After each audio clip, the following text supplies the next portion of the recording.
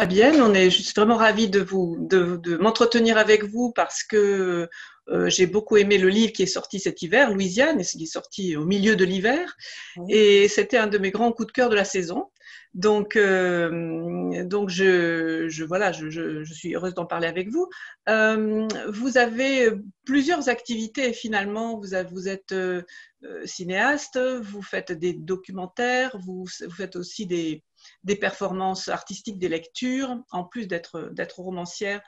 Et donc, je voulais bien que si vous voulez bien nous parler de votre métier de documentariste ou de cinéaste par rapport à ce que vous trouvez dans l'écriture du roman.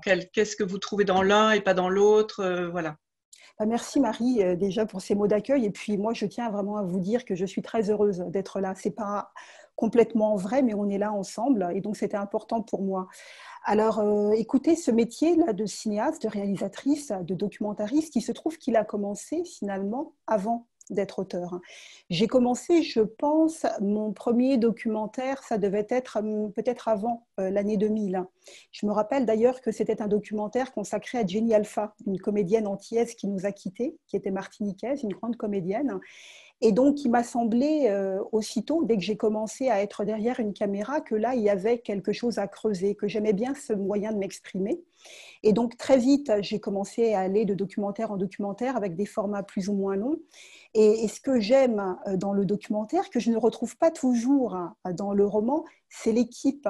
C'est qu'en fait, on n'est vraiment jamais seul. On n'est pas seul parce que nos personnages, on les appelle souvent les personnes qu'on rencontre, les intervenants, les personnages, bah, ce sont des vraies personnes. Elles ne vont pas s'envoler parce que le livre se referme, elles sont là. Et c'est un travail qu'on a à faire avec elles en amont, c'est un travail qu'on a à faire pendant le tournage. Et ensuite, il y a des amitiés qui se tissent. Donc, j'aime beaucoup ce travail vraiment de terrain avec les hommes, les femmes que je rencontre au quotidien. Et je ne suis pas la seule à le rencontrer parce que généralement, évidemment, il y a toujours quelqu'un qui prend l'image, quelqu'un qui prend le son. Il y a quelqu'un qui contrôle si tout va bien, qui organise tout. Donc, généralement, on est 4 à 5, en tout cas, dans les tournages que j'ai eu l'occasion vraiment de faire dans mon parcours de cinéaste. Et alors, la littérature, oui, en tout cas celle que j'essaie de faire, elle demande un approfondissement, elle demande aussi une investigation, un travail de terrain, comme par exemple Louisiane, puisque c'est le nouveau texte, le dernier texte. Je n'y suis pas allée comme ça, sans rien connaître. Je me suis documentée. Après, je suis allée sur place à la Nouvelle-Orléans et j'ai commencé à gratter, à rencontrer des personnes exactement, finalement, comme si je préparais un documentaire. La seule chose, c'est que la dette envers le réel dans l'écriture romanesque n'est absolument pas la même. Vous commencez avec le réel, en tout cas dans mon cas, j'aime bien travailler sur des situations réelles pour ensuite m'en détacher totalement. Évidemment, Zach et Nathan, les personnages principaux, les protagonistes masculins de ce roman, n'existent pas, mais en même temps, on en trouve partout dans le Faubourg Trémé où là j'ai travaillé. Donc, je trouve que les deux, en fait, s'articulent plutôt bien. Et la profondeur aussi que demande l'écriture du roman, là, c'est 4 ans pour Louisiane, un documentaire, hein, généralement que je vais réaliser, me prend parfois 2 ans, 3 ans, 4 ans, parfois même ça fait des années et je n'arrive pas à les tourner. Donc, c'est cette même exigence, c'est partir du réel. Et puis, évidemment, avec le roman, c'est toute la fantaisie et c'est le travail d'écriture, mais on est seul à bord. Cette solitude, cette errance, je les ressens quand j'écris. Il y a des moments où, bien sûr, il y a l'éditeur, mais l'éditeur, c'est généralement après qu'on le rencontre, ou alors tout avant. Mais pendant l'écriture, on est seul avec des personnages qui existent, mais que dans votre tête. Donc, mais voilà, mais j'ai besoin des deux. Je réalise que j'ai vraiment besoin des deux. Mhm. Mais il y a des textes que je pourrais aussi avoir tournés. C'est ça, c'est notamment le cas de Louisiane. Il y a tellement d'images Ah qu'en oui, fait, parfois, après avoir écrit Louisiane, je me suis dit, mais en fait, pourquoi je ne suis pas venue avec une caméra? ouais. Donc, il y a Mais ça, il y a ce va-et-vient. ça peut se faire après, parce que quand on lit Louisiane, on a des images et on le voit bien. C'est des images qui restent, qui nous restent. Oui, ça pourrait être Ouais, tout à fait, ouais, presque ça pourrait faire partie, Louisiane, d'un repérage pour un tournage ouais, ouais. Oui, qui avec serait un beaucoup plus long. scénario. Ouais, ouais, Voilà. ouais. Mais j'aime ça, en tout cas, la matière du réel, pour pouvoir la triturer, pour pouvoir y faire quelque chose qui parfois même est encore plus Mhm, réel que ce mhm, réel. mhm, mhm. Oui, donc parlons un peu des thèmes qui traversent votre œuvre, à la fois donc les films et la littérature. Donc, il est souvent question de l'identité, de la mobilité, de la mouvance d'une identité, de son caractère multiple, parce que c'est ça votre message, si on peut dire. Et aussi, il est question de voyage, et il est question aussi de l'empreinte comment dire, de l'empreinte de l'esclavage, de la colonisation sur les peuples. Donc, pouvez-vous nous parler un peu de ces thèmes qui vous habitent apparemment? Mais c'est vrai que j'ai comme l'impression, vous savez, là c'est le 7e texte en fait que j'écris. J'ai commencé en parlant de l'identité antillaise, puisque je viens de Martinique. Mes parents, moi je n'y suis pas née, mais mes parents sont nés dans le sud de la Martinique. Ils ont dû migrer. C'était vraiment la migration massive à l'époque, dans les années 60. Ouais. On va dans la Grande France, on l'appelait la Grande France à l'époque, on prend un bateau, le voyage dure une quinzaine de jours, et on se retrouvait au Havre. Un Havre qu'on n'avait jamais vu, une France qu'on ne connaissait pas, une France où on voulait s'assimiler en fait, on voulait s'intégrer, on voulait tenir en France. Et donc ce voyage-là, mes parents ont la vingtaine, hein, ils sont très jeunes quand ils décident de migrer pour des raisons économiques. Et ce qu'ils nous ont transmis, en fait, hein, nous sommes une fratrie de 3 filles, ce qu'ils nous ont transmis, c'est ça, c'est-à-dire ce déplacement pour travailler. On aime son pays, mais on doit le quitter. Donc, la petite Martinique, on quitte pour aller dans cette grande France. Et comment se reconstruire? Comment réapprendre une langue? Même s'il parlait le français, mais il ne le parlait pas bien, évidemment. Comment on décide de ranger le créole dans sa poche? On décide de ranger toutes les traditions dans sa poche. On ne peut pas ranger la couleur dans la poche. Donc, ils sont restés avec leur couleur, ils sont restés avec leur peur, ils sont restés avec le déni aussi d'identité, et ils nous ont transmis tout ça. Et je crois que toute ma vie, si ma vie peut être longue, je n'aurai cesse de revenir sur ce premier voyage que mes parents ont fait et qui n'a pas été un voyage heureux. Lorsque j'entends mon père raconter ce voyage, il dit qu'il faisait froid, il dit qu'il avait peur, il dit qu'il ne savait pas comment mettre son 1,87 m dans le métro parce que c'était la première fois qu'il le prenait. Et j'entends en fait tous ces récits de migration. Donc je suis née pourtant en France, mais je suis née avec des peuples déplacés, sachant qu'en plus on vient effectivement de l'Afrique de l'Ouest, oui. Et qu'il y a eu déjà un premier voyage. Alors quand vous avez dans les pattes, quand vous avez à cœur et quand vous avez dans la tête autant de voyages, des voyages qui n'ont pas été des voyages pour voyager, mais tout simplement des déplacements organisés, forcés, organisés par les États, eh bien, c'est quelque chose que je ressasse. Alors, ressasser dans le bon sens du terme, hein, Marie. C'est ressasser vraiment dans le sens, bon, comment je peux me raconter cette histoire-là, et que le seul moyen que j'ai trouvé pour raconter cette histoire-là, c'est la littérature qui me permet d'œuvre en œuvre de raconter ces déplacements. C'est vrai, mes personnages sont tous des déplacés. D'eau douce, le premier roman, sorti en 2004, raconte l'histoire de Frida, jeune femme noire, née en France, tout comme moi. Il y a beaucoup d'autobiographies dans ce texte-là, et qui n'est pas acceptée, qui a mal à son histoire. Cette histoire n'est pas assez reconnue dans le territoire francophone et elle en devient folle, en fait. Donc, c'est l'histoire d'une femme déplacée qui passe, en fait, de la raison à la folie. Donc, il y a aussi un déplacement, en fait, dans sa tête. Et puis, depuis Frida, je me rends compte que tous mes personnages, c'est vraiment des marqueurs, hein, ces personnages-là, vous savez, comme des escales. Tous ces personnages-là, où ils sont venus d'Afrique, ils n'ont rien demandé, ils ont été esclavisés, ou alors ils ont qu'était, comme finalement Nathan dans Louisiane, une sorte de terre promise, donc c'est l'Amérique, donc on se déplace, mais on vient d'un autre coin encore, l'Afrique colonisée, l'Afrique coloniale, post-coloniale. Tous mes personnages, effectivement, ont à voir avec... Oui, je dis le déplacement, parce que pour moi, l'idée du déplacement, c'est un peu comme si on vous prend et on vous déplace. Vous savez, vous faites ça avec les objets, le déplacement. Ouais. Ce n'est pas un voyage, encore une fois, vous ne faites pas votre valise, vous ne partez pas d'un point A pour aller à un point B. En fait, généralement, vous ne savez même pas ce qui vous attend. Et j'aime travailler sur ça, et parce que je viens de ces peuples-là, je viens de ces histoires cabossées, de ces itinéraires interrompus, j'ai besoin de les raconter de livre en livre, et un livre n'est même pas assez. Et j'ai l'impression, Marie, avec Louisiane, avoir mis la somme des déplacements, c'est-à-dire d'avoir pu parler à la fois de migration organisée, d'immigration qui rend malade, on peut vraiment presque en mourir. Parler aussi d'être sur le territoire, comme c'est le cas de Zach, qui est africain-américain. Il est sur le territoire.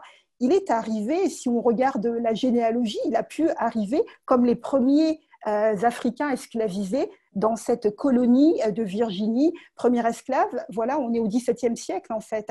Il a tous ces siècles-là et pour autant, on réalise qu'il n'est toujours pas américain. Donc c'est ça, c'est parler de ces identités-là, pas toujours en termes heureux, mais plutôt des identités qui sont sans arrêt menacées, qui sont donc précaires, bien qu'elles-mêmes appartenant à de grandes cultures, de grandes civilisations, mais elles sont précaires. Ce sont des discours aussi de l'urgence. Tous mes personnages sont dans l'urgence. C'est urgence à survivre. Là, on le voit dans Louisiane, où à la page d'après, on peut mourir.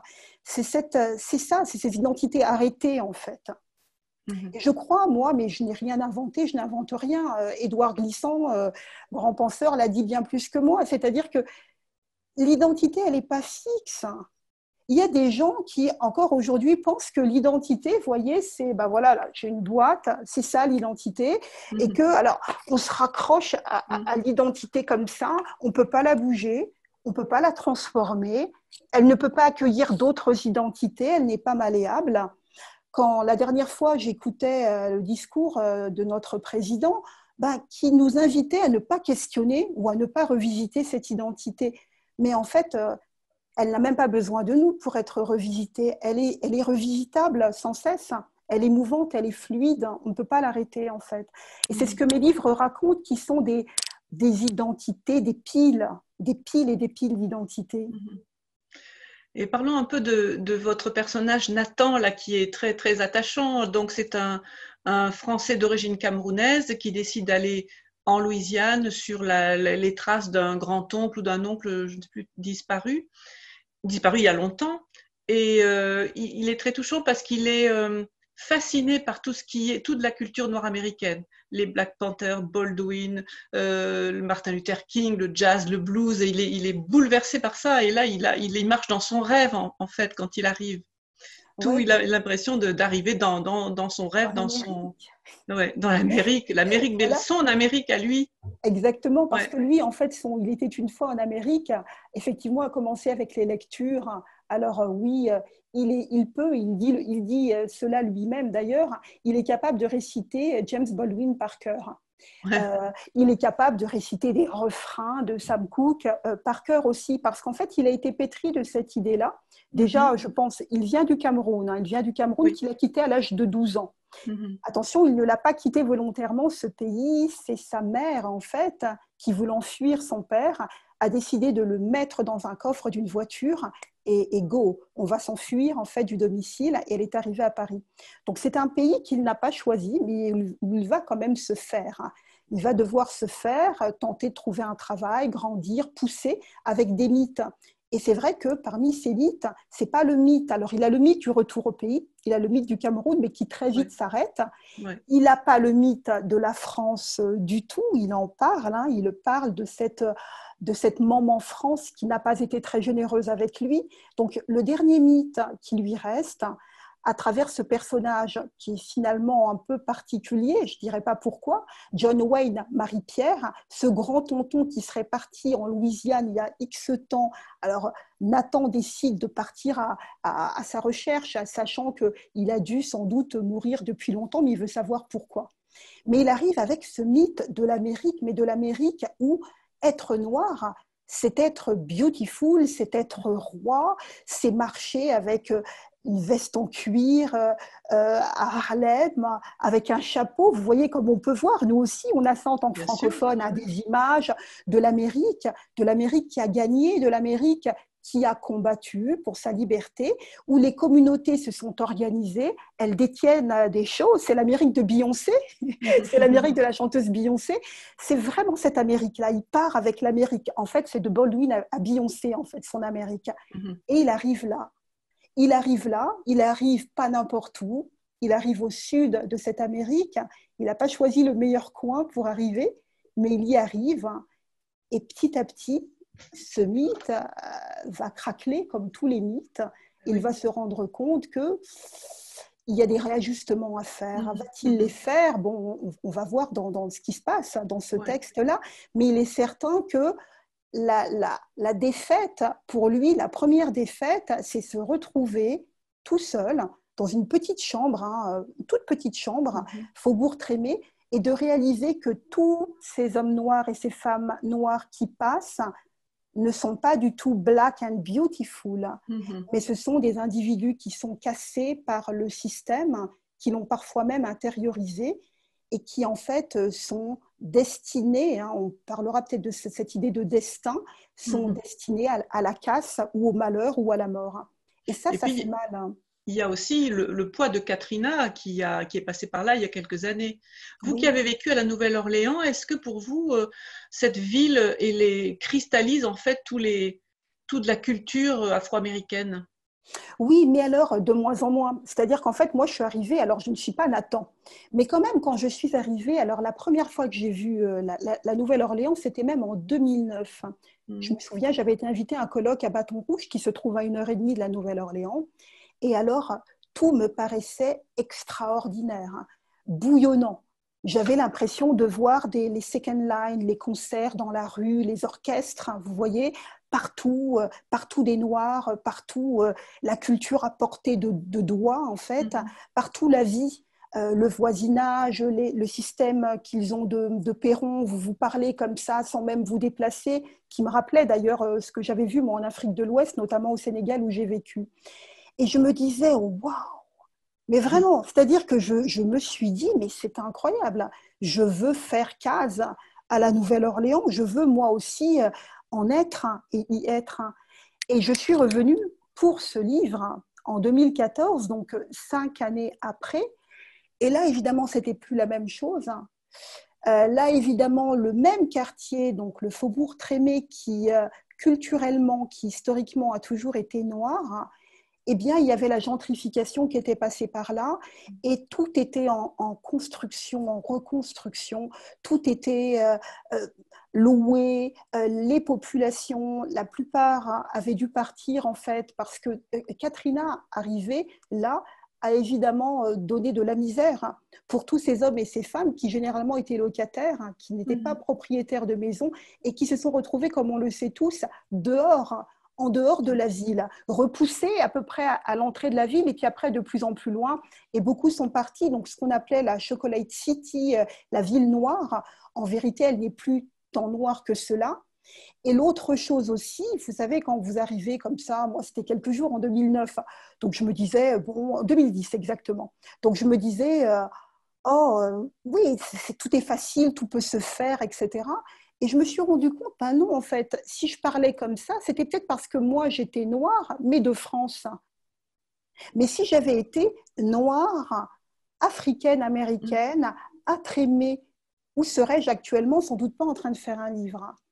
Et ça a été violent pour moi, parce qu'en fait, je sais depuis que je voyage, en fait, que si on est noir, par exemple, à San Francisco, la manière qu'on est et qu'on a d'être noir ne sera pas la même que lorsqu'on est à Paris. Évidemment, c'est différent. Quand je parlais d'identité, c'est aussi ça, en fait. C'est une question de ressenti, de perception aussi des autres, forcément. C'est les autres qui vous construisent votre couleur. Et alors, j'arrivais à la Nouvelle-Orléans, je m'y installais un petit peu, et c'est là que je me suis dit, mais en fait, voilà, toi, tu parles d'un point de vue francophone. Et ça m'est apparu évident qu'il ne fallait pas donc que mon personnage principal soit africain-américain, parce que je n'y étais pas et je n'y serai jamais, parce qu'en fait, je n'avais pas cette façon qu'a justement Baldwin de tisser la psychologie d'un personnage qui serait totalement africaine-américaine et qui aurait grandi dans certains contextes. Alors mon personnage, fatalement, il était de l'espace francophone. Et je sais que lorsque, au bout de quelques semaines, voire même au bout de quelques mois, à la fois j'étais attirée par cette ville-là, mais je voyais que ce n'était pas simplement Katrina qui était passée par là, parce qu'effectivement, on voit une sorte d'ouragan tout emporté, mais c'est que ça a été construit là-dessus. C'est que cet État, il ne faut jamais l'oublier, ça fait partie des États confédérés. La Louisiane, c'était un État confédéré.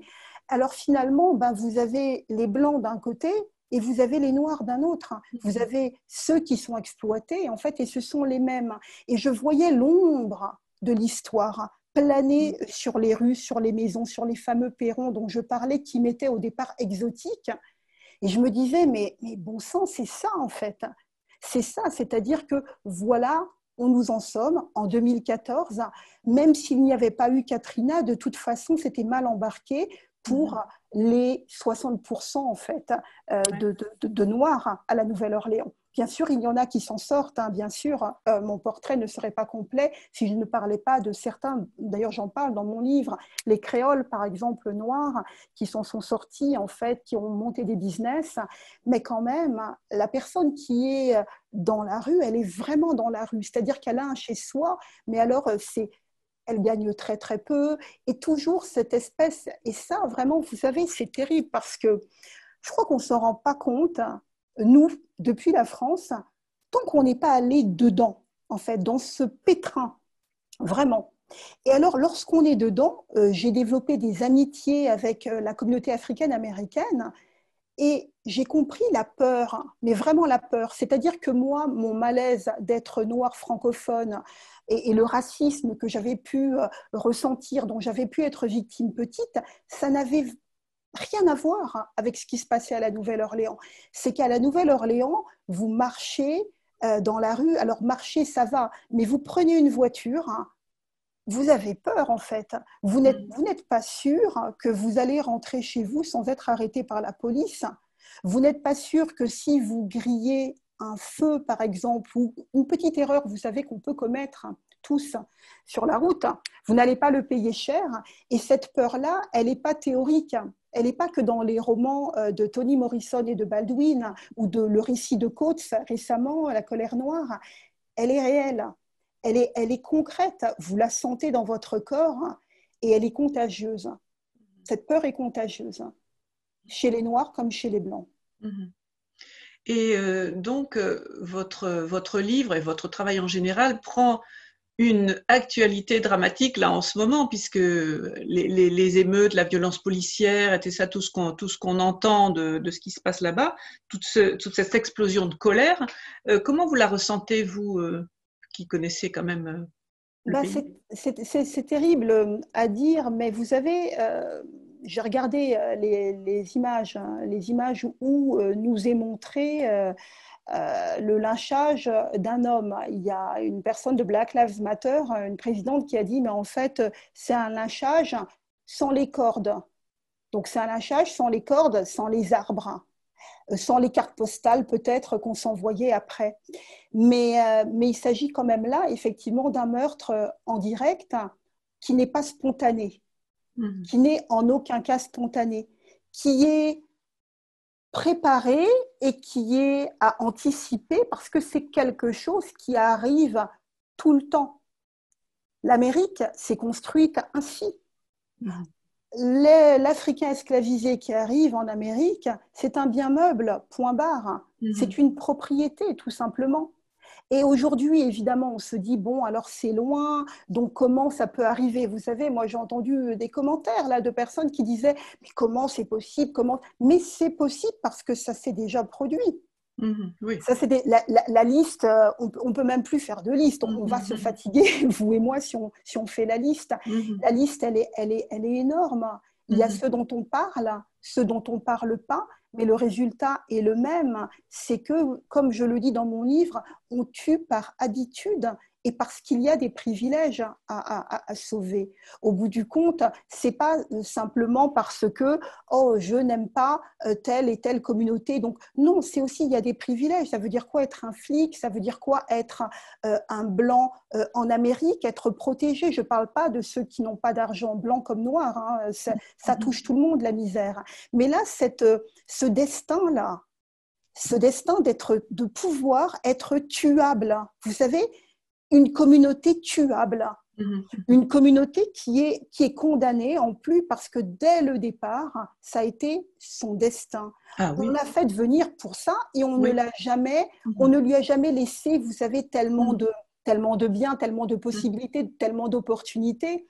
Et aujourd'hui, c'est vraiment violent parce que je me dis, mais c'est terrible.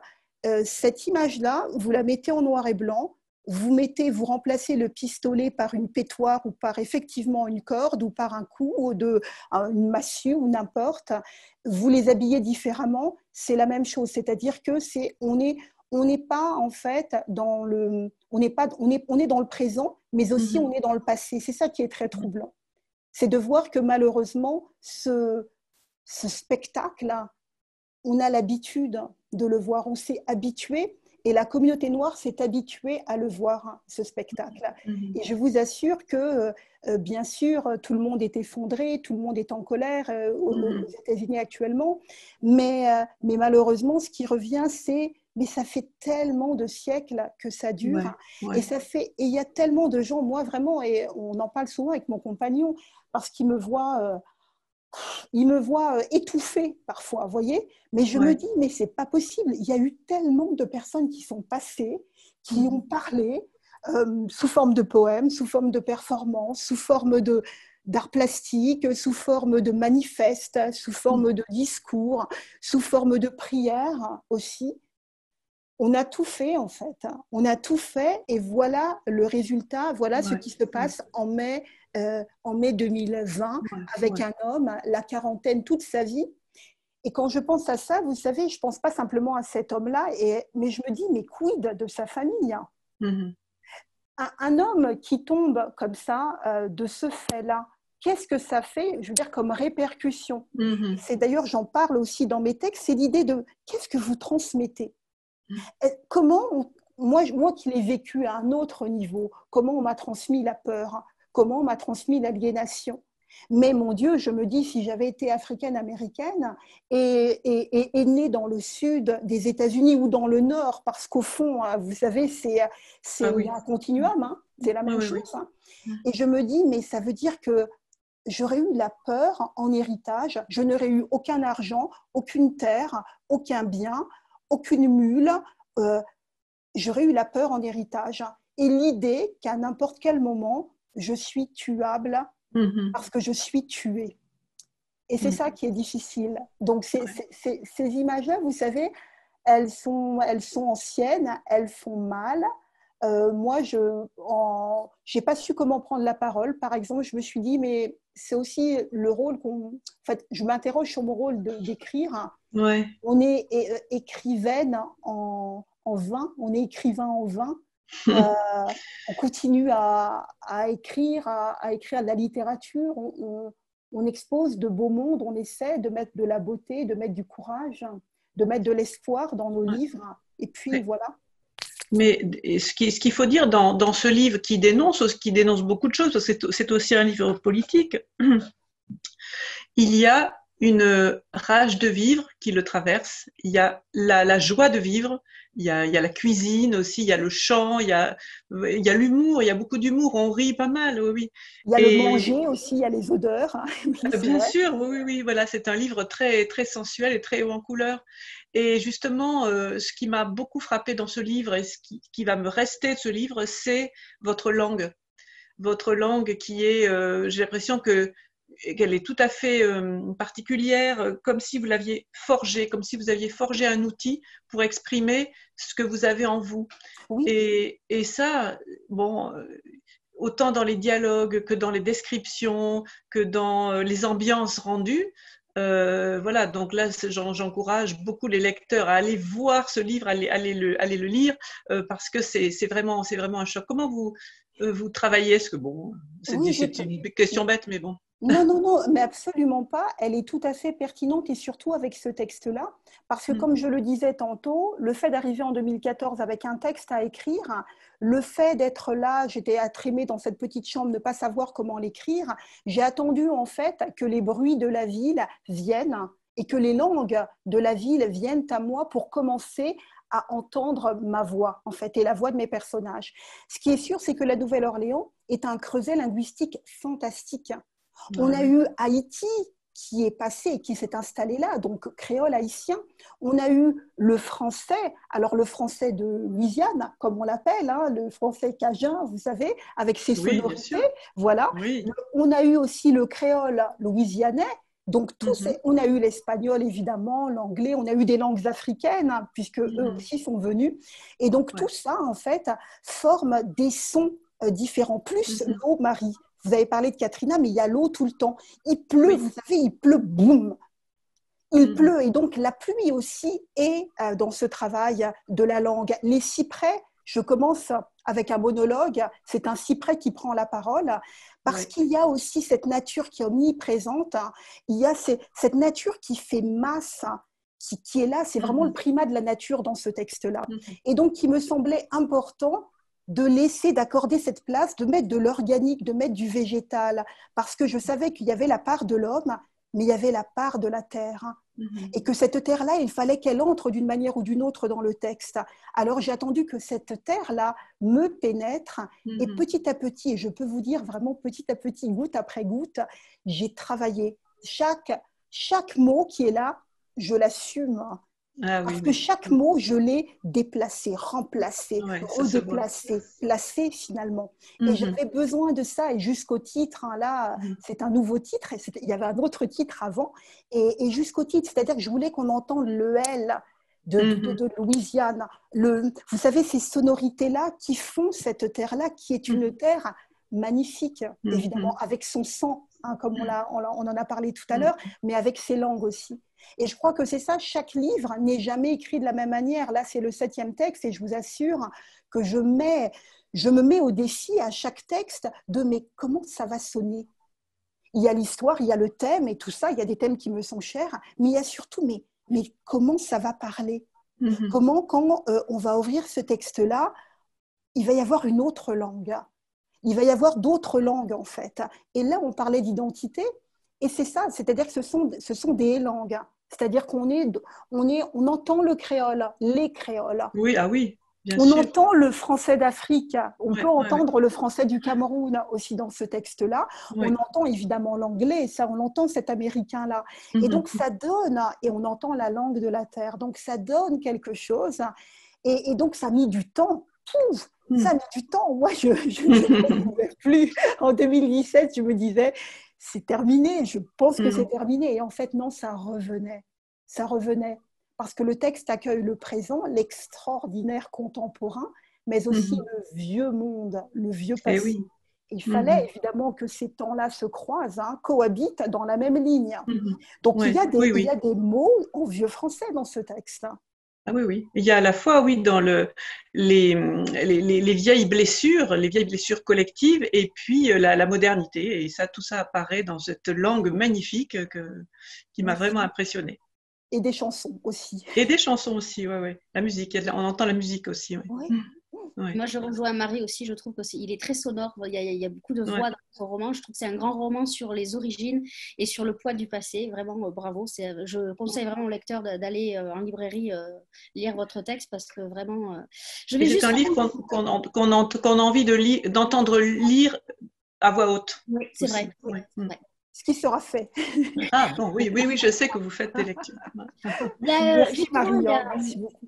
Il y a une première question de Marc qui rebondit sur le titre, justement. Est-ce que c'était important pour vous d'avoir un titre court et que ce soit le nom, qu'on puisse l'identifier? C'est-à-dire que le nom de la Louisiane, ça parle à tout le monde. Est-ce que c'était important pour vous? Alors écoutez, c'est devenu important parce qu'en fait l'histoire, merci Marc pour cette question-là, mais c'est vrai que l'histoire du titre, de toute façon toutes les histoires de titre, c'est toujours compliqué. On part avec un titre dans la tête, on l'éprouve en le disant déjà à soi, en le répétant à l'éditeur, c'est le premier interlocuteur, et puis aux éventuels lecteurs qui veulent bien lire votre manuscrit. Et il est vrai que moi, pour être très honnête, j'étais partie avec un vieux titre. C'était pas tout à fait d'ailleurs mon titre de travail, c'était, je me rappelle que je ne sais même plus. En tout cas, ça sonnait pas bien, ça c'est sûr. Et le deuxième titre, qui me semblait être le titre parfait, c'était Le Vieux Monde, pour justement raconter tout ce qu'on a dit là, avec Marie, ses blessures, ce sang séché des Amériques. Et puis finalement, il est apparu que ce titre-là sentait peut-être le renfermer, que ce titre-là était peut-être un peu négatif, hein, tout compte fait. Mais moi, le vieux, vous savez, quand on dit vieux, alors moi, je viens effectivement d'une famille antillaise, hein, et quand on dit vieux, par exemple, admettons, la journée a été terrible, mauvaise, on va dire « Oh, j'ai passé une vieille journée ». Et donc, l'idée de vieux, c'est plutôt une journée ratée. Voilà. Et donc, pour le vieux monde, parce que c'était le premier titre, c'était un monde qui aurait pu réussir, mais qui est un peu raté par endroits et qui sent le vieux et le renfermé. Donc, j'étais tout à fait raccord avec cela, simplement en discutant de manière totalement ouverte et créative aussi avec l'éditrice Émilie Colombani. Eh bien, on s'est dit, finalement, et si on refaisait le titre. Et pourquoi pas partir à l'opposé, c'est-à-dire avec Louisiane, dont moi j'aime beaucoup les sonorités. Et ce qu'on aimait bien, elle et moi, c'était aussi que Louisiane, ça puisse être un prénom. Alors il y avait l'idée que cette terre-là… Il y a Louis-Anne. Exactement. Exactement. Et il y avait l'idée que cette terre-là allait parler. Et comme le texte commence par ce monologue un peu étrange, ça collait bien. C'est comme si Louisiane s'arrêtait sur un fauteuil à bascule, sur un perron précisément, et se mettait tout bonnement à parler, à se raconter. Donc j'aimais bien cette idée-là. Il y a justement un message qui vient d'arriver de Bruges, alors je ne sais pas si je le prononce bien. Avec cette ambiance louisianaise, je pense que je lirai par temps de pluie avec une grosse averse comme la nuit dernière. Vous voyez, il y a un écho. Il est très beau votre livre, parce que le bandeau est magnifique. La photo, je ne sais pas si c'est vous qui l'avez choisi. Non, on ne l'a pas choisi. Mais il est magnifique. Hein. Mais surtout, en plus, alors quand on regarde bien la photo, alors effectivement, il y a les reflets, mais il y a aussi ses genoux. Moi, ce qui me plaisait, c'était donc on voit les arbres, on voit les racines, et on voit donc c'est des cyprès qui sont un peu cadavériques, qui représentent aussi l'histoire, la vieille histoire, le monde plantationnaire, hein, le monde des esclavisés. Mais on voyait des genoux, en fait, on voit des genoux, c'est-à-dire que c'est comme si quand l'arbre pousse, il fait plein de repousses autour. Hein. Et ça, j'aimais bien. Alors, ça ne se voit pas tant que ça dans la couverture, mais je pense qu'avec une loupe, on devrait pouvoir voir ça. Et j'aime bien cette idée-là on est dans un drôle de pays, entre l'eau, la terre, il y a le ciel, il y a des couleurs un peu tragiques également, on dirait une sanguine. Et j'aime ça, d'autant que c'est quand même là où va se passer, disons, une scène très, très forte dans le texte. Parfait. Il y avait beaucoup de questions sur l'actualité, mais comme vous avez répondu, on ne va pas revenir dessus. Il y a une question de Nathalie qui demande: est-ce que vous avez l'impression que même pour les enfants qui ne sont pas nés outre-mer, comporte cet exil de l'île, même si on est métro, entre guillemets, et est-ce que la littérature est une manière de trouver son identité? Oui, merci pour cette question, Nathalie. Pour moi, en fait, en tous les cas, je dis parfois que l'écriture, et donc la littérature, nous rapatrie.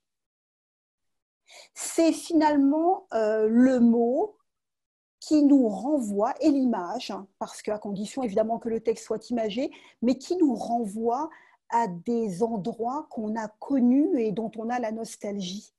Et peut-être on ne reviendra plus. Et même si on devait revenir, ces endroits-là ne seraient plus exactement tels qu'on les avait quittés. Et je pense que l'idée d'ouvrir un texte, c'est en fait on ouvre, mais on entre. En fait, on entre dans un texte, on entre dans un pays.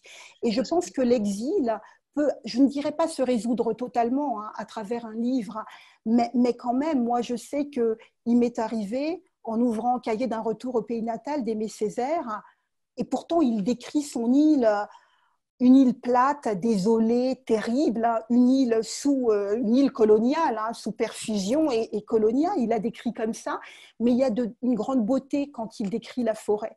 Et je sais que quand j'étais loin de cette île-là, où je ne suis pas née, dont j'ai la nostalgie, mais où je ne suis pas née, ça me rapprochait de cette île-là.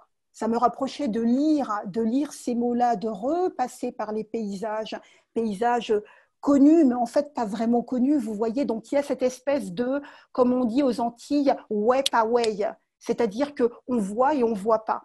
Et j'aime ce pays auquel on est rattaché, mais qui est totalement invisible. Pourquoi il est invisible? C'est parce qu'on l'a en nous, en fait. On peut peut-être plus le voir, mais on peut le ressentir. Et je crois, oui, que la littérature a ce pouvoir-là. Elle a ce pouvoir de convoquer les morts, et de convoquer aussi les pays absentés. Parfait. Il y a une dernière question de Véronique. Émotionnellement, comment on tient en écrivant un texte d'une telle puissance qui brasse tant de douleurs? On tient sur un fil.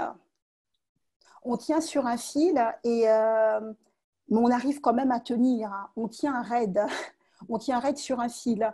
quand on a écrit un texte comme ça, qui est si collé, agglutiné au présent, à l'image dont on parlait, l'image tellement actuelle. Je crois que toute la planète a cette image-là, c'est 8 minutes et quelques. Quand on a écrit une scène telle que celle-là, alors à la fois on est visionnaire, mais on se sent totalement à la traîne. Parce qu'encore une fois, comme je disais, écrire, pourquoi ? On a écrit, tout le monde a écrit, l'humanité est pleine de mots. Et regardez aujourd'hui encore ce qui se passe, on n'est pas capable de s'entendre, on n'est même pas capable de formuler les questions parce qu'on a peur, parce qu'on a honte, parce qu'on a peur d'être accusé, parce qu'on a peur de ne pas être totalement innocent et peut-être aussi parce que l'innocence aussi parfois nous trouble. On a peur de prendre à bras le corps ces questions-là et il y a eu tous ces livres. Alors je me dis oui, je tiens un fil parce que je me dis j'ai vu ces scènes-là, je les ai vues à la télévision, je les ai vues un peu dans la rue avec ces peurs dont je parlais tout à l'heure, je les ai pressenties et même si je devais écrire encore, je serais toujours en arrière parce que c'est maintenant qu'il y a des rues qui lèvent le poing, c'est maintenant que les gens réclament la dignité, qu'il faut changer les choses et qu'un livre, que vous le vouliez ou non, met au moins 2 ans à sortir. Alors, vous voyez, c'est ça. Vous voyez, Véronique, c'est ça. C'est cette lenteur que prend le livre alors que c'est maintenant. Et c'est pour ça, d'ailleurs, que j'aime les performances ou même la caméra de reportage. C'est parce que quelque chose se passe. Vous vous rendez compte, si on n'avait pas eu ces images, heureusement qu'il y avait des gens qui se promenaient dans la rue pour prendre ces images-là. Le livre, vous voyez, vous méditez, vous considérez la chose et vous commencez seulement à écrire et vous n'en êtes qu'à la première page. Donc, j'aime la performance, la poésie également et le reportage pour ça. Aujourd'hui, c'est ça, c'est-à-dire que je me sens, honnêtement, après un tel livre, je me sens impuissante. Je me sens, j'ai fait mon petit devoir, j'ai écrit, j'ai témoigné aussi, j'ai raconté, j'ai tenu mes personnages, je les ai tenus jusqu'à leur vie ou leur mort, j'ai fait comme j'ai pu en fait, mais je reste quand même avec un profond goût d'inachevé parce que les questions qui sont abordées dans ce texte-là ne sont pas résolues. Parfait. Avant de nous quitter, nous allons faire des conseils lecture. Fabienne, est-ce que vous auriez un conseil lecture à faire à nos amis lecteurs qui sont en train de nous regarder? Alors oui, j'ai 3, mais ça va être court, je vais juste dire les titres. Alors je vais commencer par Véronique Canor, Combien de solitude, présence africaine. Je vais poursuivre avec Bluff de David Fauquembert, Stock.